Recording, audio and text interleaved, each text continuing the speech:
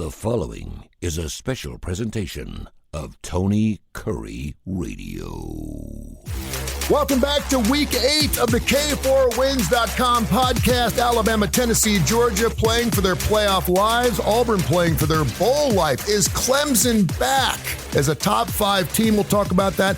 And Kip Keefer, the NFL underdogs are 7-20 against the spread the last 2 weeks. We'll talk about the National Football League coming up in a few minutes. Kip Keefer, of course, the chief editor for the Las Vegas Sun. He joins us. Kip Keefer, he is the executive director of the Birmingham Racecourse Casino. Does a fantastic job by doing handicap, and also, of course, star of the Starting Lineup Show, which I do every Saturday morning on ABC 3340. Kai Gregory, longtime handicapper, plays both sides of the fence and knows exactly what he's talking about when he's breaking down ball games. He loves those little tails, those little flips, those little halves. And of course, I'm Tony Kurre, been doing the sports radio, worked at ESPN for a while there for about 20 or 30 years. Want to welcome our brand new affiliate to WFLI, our first affiliate in Chattanooga, Tennessee. Welcome in, and thanks for listening to K4Wins.com. Let's start up in the upper left-hand corner. Kai Gregory's always got our numbers. Not a great week last week, but still a winner. No, I mean, last week, our worst week of the year, and still a little bit over 500. Still got a couple of units if you played. We were 22-18-1, which puts us to 172, 102, and 8 on the year. Still 61% clip on our winners, and I think anybody would say, we started out very hot, 61%. Can't go wrong there. That's not fantastic. This is a monster weekend, Case, and I'd love to be out in Las Vegas with you because I think this is where really the smart money starts to come in. We always know at the beginning of the season is when the better wins. Middle of the season, you break even. At the end of the year, when you have all the information you need, you would figure it would be to the bettor's advantage, but it's not. We usually get taken. And then we got these 2 monster games. Alabama, Tennessee. Of course, Tennessee 1-16 against Alabama the last 17. Bama's only given up 3 on the road. And of course, Georgia +5. Georgia obviously is never an underdog, and certainly not by 5 points against what arguably could be the best defense in all of college football. Let's start with Georgia, Texas. So what do you see in this game? Where's the money moving? Yeah, I mean, you actually see a little bit differently as the season goes on to go with what you're talking about the professionals. I mean, there's some big time groups that are really shaped the market that bet 6 figures a game that start dropping out at this point of the season, because I think it gets a little bit tougher. We have so many data points. Everyone's kind of working with the same stuff right now that there's not really those huge edges there are at the beginning of the season. I know all of us, especially me, I stick through it all the way. I'm still as ready to fire as ever. But you talk about sharp moves and sides that the big money likes. I think one of the big games, there's a clear one this week, and it's Texas. And it makes sense to me. I didn't ultimately bet Texas, not directly. I actually did bet some Texas national championship because I do expect them to win this game. And if they win this game, it's never going to touch 5-1 again, which I got earlier in the week. It's hard to totally rule out Georgia. Like you said, it's weird to see them as an underdog this big. But if you just go based on what you've seen this year, I mean, the quality of these teams just looks a lot different. Texas looks a whole lot better. I know that there's the whole, well, they ain't played anybody. You hear that all the time. But, one of the biggest lessons that I try to teach people is it's actually just as predictive how you treat really bad teams than it is how you play against really good teams. And just to suggest that they haven't passed every test with flying colors, I think is a little misguided. So I don't know. It's going to be a good game. Like I said, I don't have a bet on it, but I do expect Texas to win. It'd be hard for me to lay 5 points at this time. If I could go back, I'd probably bet a little bit of 3.5, but hey, this would all be easier in hindsight, right? Kip, yeah, no doubt. Kip, Georgia's senior class is 47-3. Those 3 losses all against Alabama. The last time these 2 teams played each other, Fran Tarkington was the quarterback of one of these teams back in 1958. What do you like on this Georgia line? Again, it's one of those smelly fishes to me. I mean, they're begging you to take Georgia +5, right? Well, it would seem to be that way. I will say, coming into the season, my analysis of this Texas team was they had just about everything, except I had serious questions about their secondary. And if you look at the teams they've played, they have not faced a single team in that group of 5 that has any aptitude whatsoever to throw the football. And I think that they're going to be severely tested today. People are down on Carson Beck, but he threw for 470 yards last week, and that's kind of been the norm of, high threes. I mean, he's lighting it up. with kind of a depleted core of receivers too. I think Georgia's going to have to air it out to win this game. I think the Texas front against the banged up Georgia offensive line is not going to be conducive to Georgia trying to establish the run, which seems to be an obsession with Mike Bobo every single week. I think they come out flinging it, and if they can block them enough to give Beck some time, I think they're going to severely test the secondary. So, and if Georgia, just from a perceptive standpoint, their backs are against the wall. The old Muhammad Ali line, I got to have it this evening, is very applicable to the Georgia Bulldogs here, because there's really no margin for error. They have to go to Austin. They used up their mulligan at Alabama, coming back to take the lead and then getting Hollywoodized at the end. I think Georgia's the desperate team in this spot. So I agree with Case. There's no way that I could that I could take Texas here with the 5. I would be tempted to take Georgia with the 5 because I think they're the team that has to win. I don't think there's any doubt that Georgia is one of the 12 best teams in college football. If their 2 losses are to Alabama and Texas, they should get in regardless. Somehow they're going to get in, but it's hard to believe that in week 8 they could have 2 losses. Guy, before we get into the game, I know it's going to be huge on your table, Alabama and Tennessee. What's your thoughts on this Georgia-Texas game? You know, if Robinson, Georgia's backup running back, is out, which they're saying he is going to be, then that leaves Etienne as the only really established running back, and he is not their third down back. He is not a blocking back. He's a runner. I think that greatly affects what we're talking about with Georgia there. I love Quinn Ewers, is back. Georgia's secondary scares me. I think the game goes over. I think Texas hits their team total over. If I played the game on a side, I would play Texas. I would give up 5. I would give it up all the way to 7. Wow.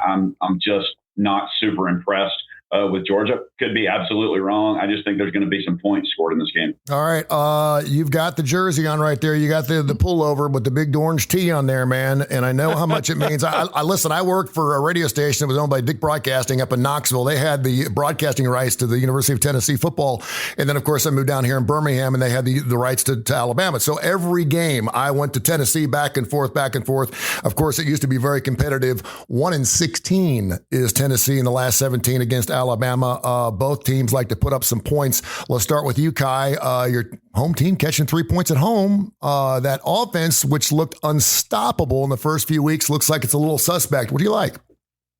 Tennessee scored 60 points a game. Averaged 60 points a game in the first 3. They went into SEC competition. Now they average 20 points a game. Heupel has gotten ultra conservative since halftime of the Oklahoma game. They were throwing the ball over 20 yards downfield 10 times a game. Those first 3. Now they're doing it on an average of 2 times a game. The way you're going to beat Alabama is Alabama's young secondary. They are not going to line up and pound it against Alabama. If he tries that, it's going to be a long day. I think both O-lines struggle. I do think for the first time since, 1998, Tennessee can say they have the better defense, allegedly, so far. And we'll see how that goes. And Tennessee has a lot. But Peely getting hurt last week, being out for Tennessee, it's going to change some things. You're going to have a redshirt freshman that's going to spy Milroe. Honestly, I hate to say it, I think Jalen Milroe goes off on the ground. Mm-hmm. I think he's one of the best running quarterbacks, in the country.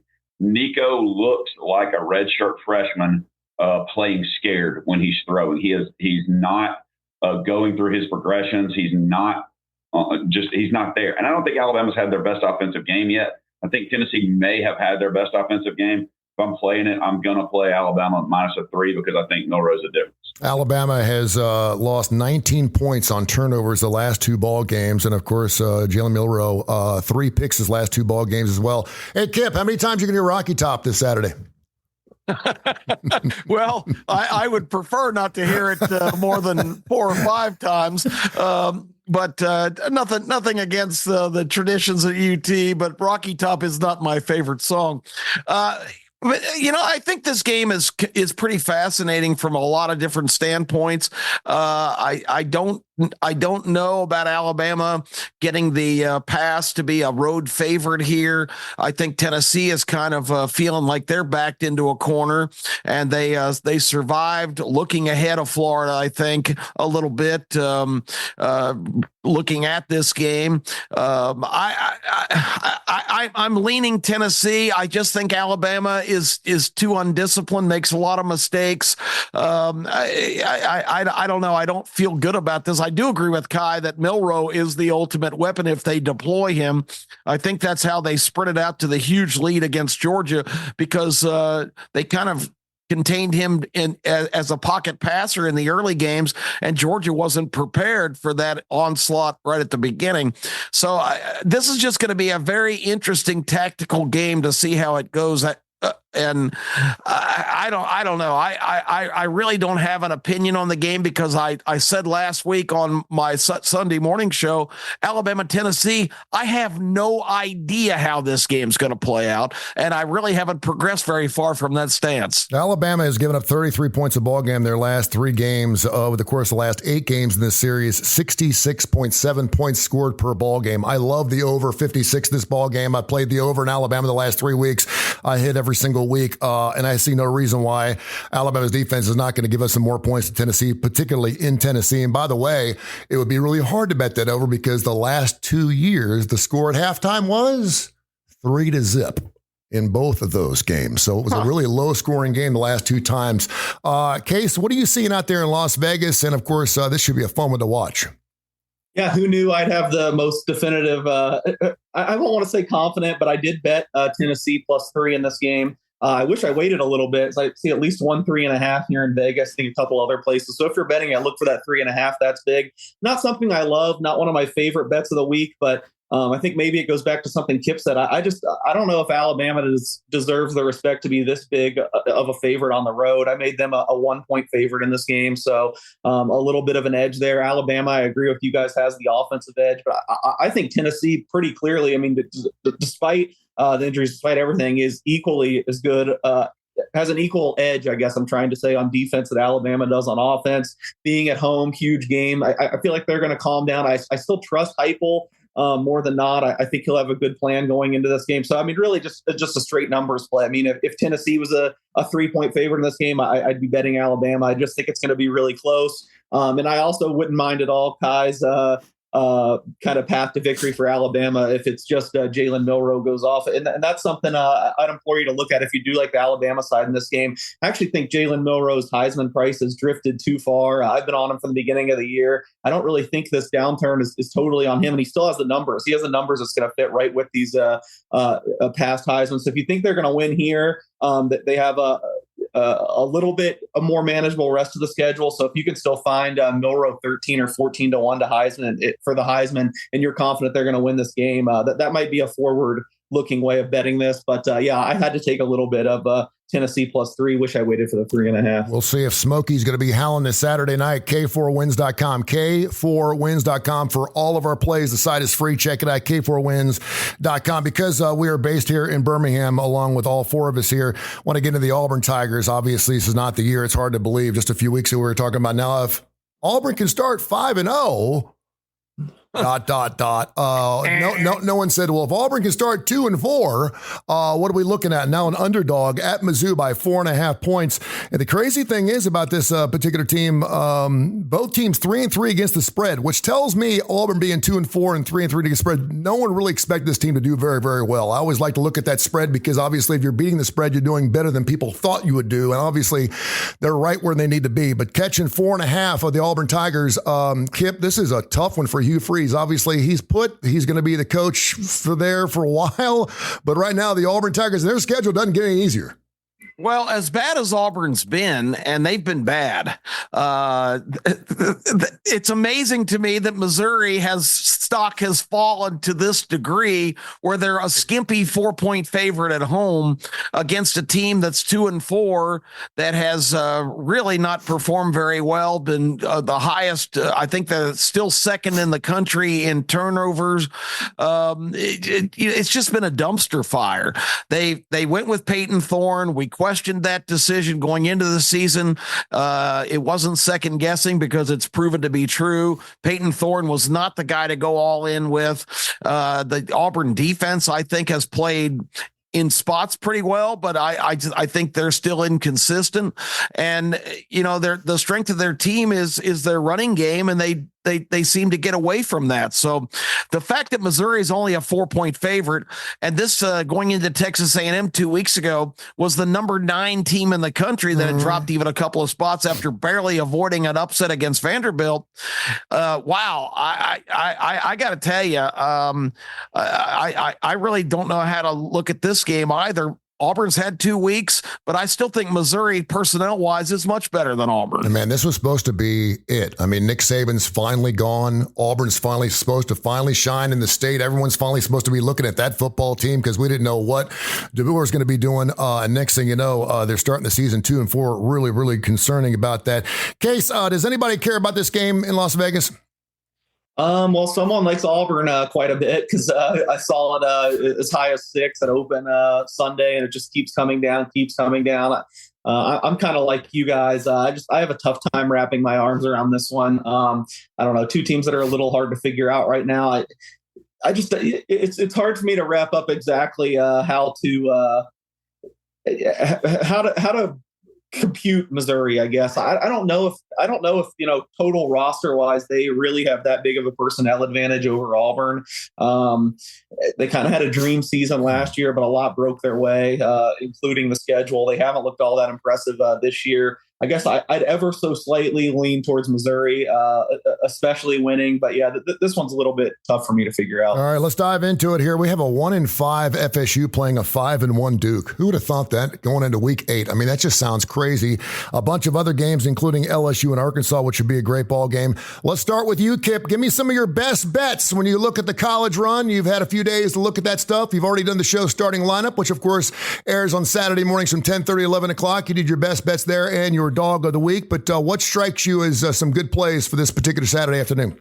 Well, you mentioned Arkansas LSU in Fayetteville. I think LSU was in an absolute late night Saturday war last week with Ole Miss. The game just got kind of wild down the stretch. LSU out-willed them. I think LSU was so beat up. I'm shocked still because I think Ole Miss's roster is much better. I think Ole Miss kind of panicked down the stretch and didn't put the game away. Jackson Dart just became a runaround, chunk it down the field when he lost Harris. But I got to think LSU really got further wounded, and this is a real tough ask for them to come right back to Fayetteville, a team at Arkansas who's been kind of a giant killer. So I like the Razorbacks in this game to win straight up. Wow. I still think LSU's suspect. I'm taking Arkansas as one of my best bets of the week, and I've got a few other ones here. Miami has tinkered on the edge now 3 or 4 times. They've danced on the edge of disaster. Louisville hosting them here, and Miami keeps escaping. Louisville's getting 5 points at home. I don't think they're a great team, but I think they're as good as these other teams have been giving Miami a lot of problems. So I like Louisville at home. Cincinnati ventures down, or back home, I should say. They're just a 4.5 point favorite. I don't believe in Arizona State. Arizona State's getting some things done out in the desert. They were picked dead last in the Big 12 this year, 18th place by the media in Las Vegas before the season. I think that they have exceeded expectations, but I think Cincinnati's an underappreciated, pretty decent team. I like them. And I also, this one's a kind of a shocker I gave out on the TV show this week. I like Georgia Tech with the points playing in Mercedes-Benz Stadium. They're moving up the street from Grant Field to Mercedes to accommodate a huge crowd. They are going to be super pumped up getting this kind of attention. They are getting 10 points at home. I don't believe in Notre Dame either. I think they're false. I like Georgia Tech. And finally, my last one of the week that I like, and again, you might have checked my sanity, but in the SEC, all these inflated underdogs just give a hell of a fight every week. Texas A&M now, who was kind of unknown commodity coming into the year, now all of a sudden they're a 17.5 point favorite on the road in an SEC game. Mississippi State's got to be brimming with confidence after giving Georgia a good tussle last week. Give me the Bulldogs at home. I think Jeff Lebby's making progress. I'll take that 17.5 and laugh all the way to the bank. Kip is hopping on a bunch of dogs, is barking down there in the lower left-hand side. Kai, what's really, I know you already said something about Alabama minus the 3, which I give you credit for because there's a lot of homers out there that just take their heart and not their heads, but you think better than that. What do you got? Looking at some of these, there's 25 games we could talk about. There's a time crunch, but something we haven't talked about. Vanderbilt. Yes. They got their fourth win. That is the second. That's the second preseason pick we had already come under. In week 8, baby. In week 8. Yeah. Total. We have Vandy over 3 games total. Now they're going in as a 26.5-point favorite against Ball State. Wow. When's the last time Vandy was a 4-touchdown favorite over anybody? I don't have a pick here. I do think they win the game. It's game 5. So now where's game 6? Where's the 6th win for Vandy? They've got Texas, then they go to Auburn, then they got South Carolina, then they go to LSU, then they have Tennessee. I will be at that game with my youngest. So there's that. I'm going to go with Kip. I think Mississippi State, and I like the over 56 in that game against A&M. State has played Florida, Texas, and Georgia their last 3. They are not going to be scared, at home against Texas A&M. We hadn't even talked about Kentucky and Florida. Kentucky going for their 4th win in a row in the series against Florida. That's by the way, that's unbelievable. Florida used to just own. I used to play Florida every year against Kentucky because it was going to be 56-20 every single week. I cannot believe that Kentucky is going for their 4th consecutive win against the Gators. That's unreal. Same thing with Tennessee, and Florida could be on their 3rd running back ball. So, watch the injury report, just like against Missouri. Missouri, Dole, their running back is out. Luther Burden is still listed as questionable. Those are huge players for Missouri in that game. I loved Auburn at 7, but at 3.5, 4.5, I don't know. And then, just some to throw out because, we have to talk. We have to. Now that my son is a Marine, I got to go Navy. I mean, I love horse. Oh, there you go. He's part of the Navy. The Army and Navy, both undefeated. Army's a 15-point favorite. I love them over their team total. If that game comes down to 14, I'm absolutely going to love Army. I think Navy minus 16 still, like I said, got to go with that. Horvath is the real deal at quarterback. Navy's been playing great. They scored 212 points last year, all year. In 5 games, they've scored 218 this year. Loving Navy over their team total. I'm not going to touch, some of these other ones. I think Nussmeyer's the difference. I think LSU is going to beat Arkansas. I don't think that I think Arkansas's dream season is probably coming down. Taylor Green's hurt. Who knows, what's going to happen with him playing there, actually. So I don't know. Just like South Carolina, Oklahoma, I think Oklahoma's going to struggle against Kennard and that defensive line. And then other games we're not even going to talk about, but they're out there. Kansas State minus 1.5 at West Virginia. Virginia at Clemson. Clemson early game, 11 o'clock at home. Never a great bet. Nebraska and India like. Kent State, Bowling Green, they're going to go way over 54.5. And my upset, Colorado at Arizona. I'm going to jump back on Coach Prime and go there. All right, good stuff. Love it. Yeah, go ahead. Kip, you want to add something? No, I just said I love that slate. That sounds great. I got 5 games. I already mentioned Bama over 56. They've hit the last 3. The last 8 games, they're averaging 67 points a ball game in this particular series here. Bama against Tennessee, and again, the last 2 years, it's been 3-0 at halftime. But the second half, it is just absolutely up and down the football field. Hopefully, they'll do that in the first half, so I don't have to sweat it out in the second half. We know Tennessee's 1-16 overall in the last 17 games, but I do love the over in Alabama. Their defense. This is not Alabama's typical defense. It's not. They're giving up 33 points a ball game their last 3 games. So I'm going to take the over in that game. I much like the game a couple of nights ago in the pros where the 36 showed up. I'm not sure why South Carolina and Oklahoma's line is only at 41. South Carolina scored 25, 33, and 21 points on the road at Kentucky.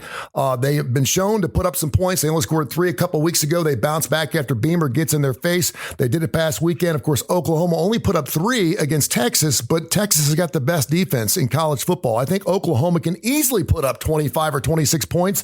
South Carolina can do the same thing. So I love the over 41 in that ball game.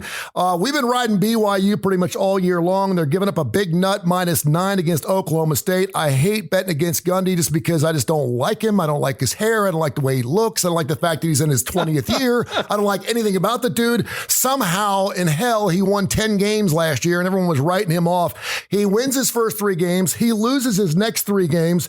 BYU 6-0 against the spread, 6-0 straight up. And of course, just about 25, 30 hours ago, he benches Alan Bowman, who was a 7th-year guy. He's been playing college football for 7 years. How would you like to play college football for 7 years and get benched?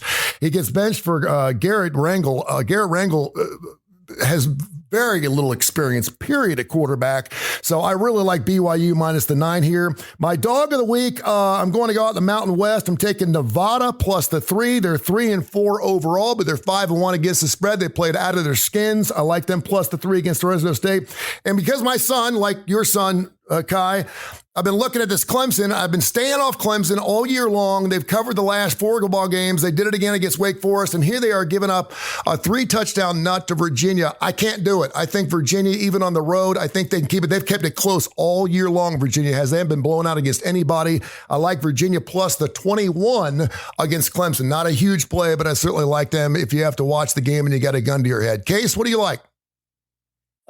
Yeah, well, you guys covered the board pretty well. I think I have to say it because it's become a recurring bit. I'm suspicious of Kip. I think he could secretly hear us when before the show to give you behind the curtain so he can hear us. Kai said, who'd you give out on the starting lineup? Literally the first 2 that I could remember are the opposite sides of what Kip gave out. Mm-hmm. Every single week, we're on opposite sides. I like Notre Dame minus 10. Quite a bit. I think this number, it's bounced back and forth higher all week. I think people are thinking Haynes King is going to play. I do not think he's going to play. And this is a similar situation where I've, been the year. Some of these teams are just their quarterbacks, their whole team. I think Haynes King's been amazing. He's put that team on his back a few times. But if he doesn't play, I guess I'm also a little higher on the Irish than Kip. They are banged up. They've lost some of their best guys. So I think a time to fade them's coming. I just don't think it's this week. I think it's bad that this game got moved from Georgia Tech's home field too. I think it's going to be like 70% Notre Dame fans. I think Notre Dame probably rolls in that game. And then the other game I mentioned, of course, is I do like LSU at Arkansas, and it's another quarterback injury thing. I know Arkansas has a little bit better behind Taylor Green, but I think they really need Taylor Green at his best to win this game. And I think he's going to give it a go. I would guess he's going to play, but I don't think he's 100%. I just trust LSU a little bit more, even though I don't think they're great. I've been betting against them a lot this year, including against Ole Miss, unfortunately. I just feel like they're buttoned up. They're kind of, what you're going to get out of them. Whereas Arkansas, I mean, some weeks they look so sloppy. Some weeks they look like world beaters. So I feel like there's a lot higher level of variance with Arkansas. So I like LSU to win that game.